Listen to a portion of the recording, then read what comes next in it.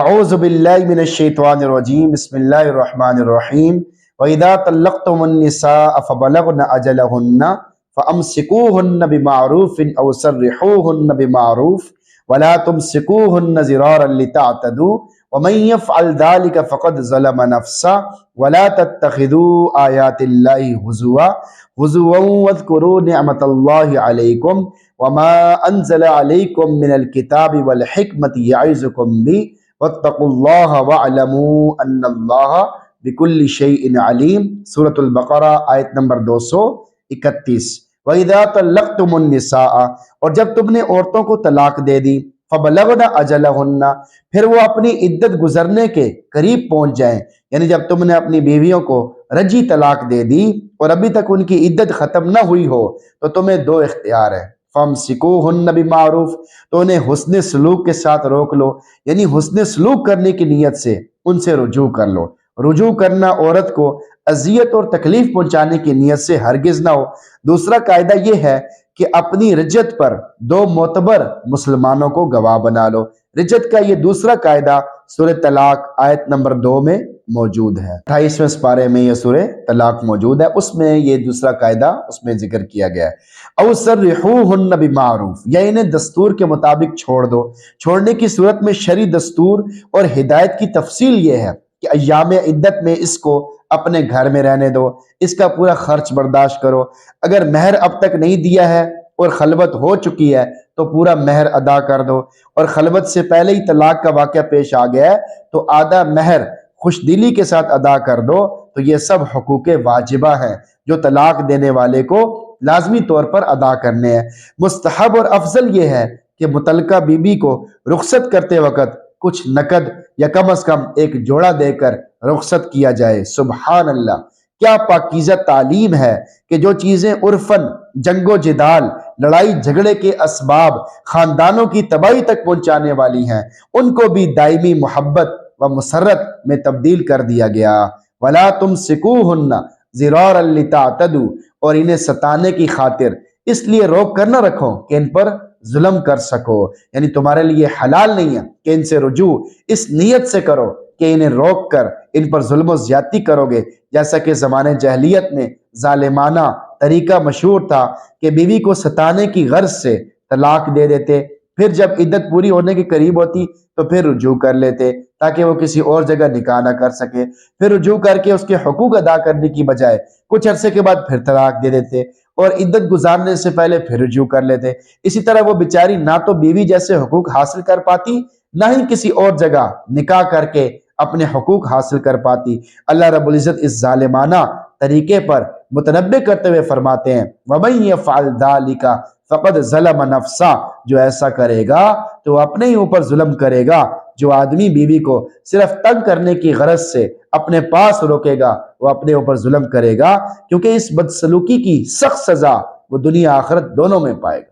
وَلَا تَتَّخِذُوا آيَاتِ اللَّهِ هُزُوًا، اللہ کی آیتوں کو مذاق مت بناؤ، یعنی ان آیات کو اپناؤ، ان کے فرامین پر عمل کرنے کی کوشش کرو اور ان کے حکموں کی پوری نگہبانی کرو۔ اگر ایسا نہیں کرو گے تو تم گویا ان آیات کا مذاق اڑانے والے بن جاؤ گے۔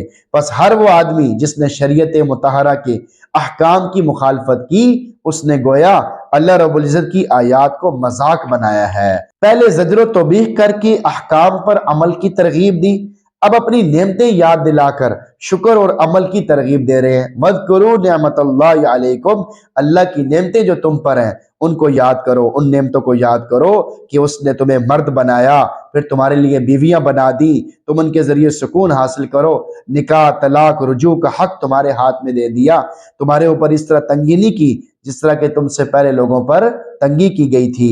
بس تمہیں چاہیے کہ اللہ رب العزت کی ساری نعمتوں کو یاد کرو، پھر ان کا شکر اور حق ادا کرو۔ نعمتوں کا عملی حق اور شکر یہ ہے کہ جیسے اللہ تعالیٰ نے نعمتوں کے استعمال کا حکم دیا ہے ان نعمتوں کو اسی طرح استعمال کیا جائے۔ وَمَا أَنزَلَ عَلَيْكُم مِّنَ الْكِتَابِ وَالْحِكْمَةِ يَعِظُكُم بِهِ، اور خصوصاً اس نعمت کو بھی یاد کرو کہ اس نے تم پر کتاب اور حکمت کی باتیں نازل کی ہیں جن کے ذریعے وہ تمہیں نصیحت کرتا ہے۔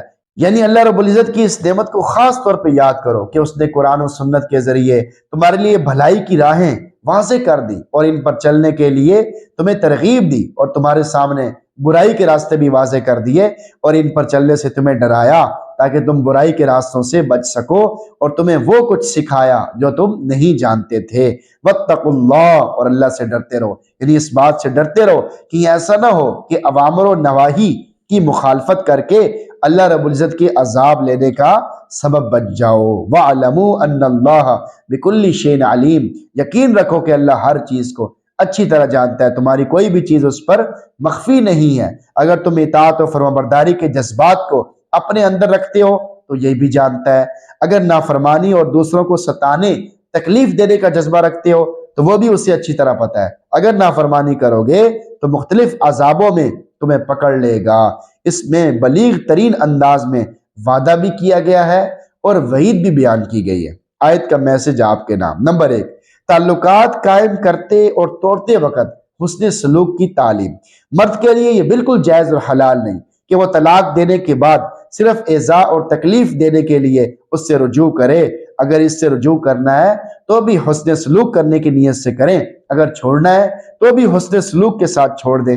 یہ اسلام کی تعلیمات کی خوبصورتی ہے کہ وہ تعلق قائم کرنے کے لیے بھی حسن سلوک کی تلقین کرتا ہے، تعلقات توڑتے وقت بھی حسن سلوک کی تلقین کرتا ہے۔ نمبر 2، یہ دراصل کھیل تماشا بنانا ہے۔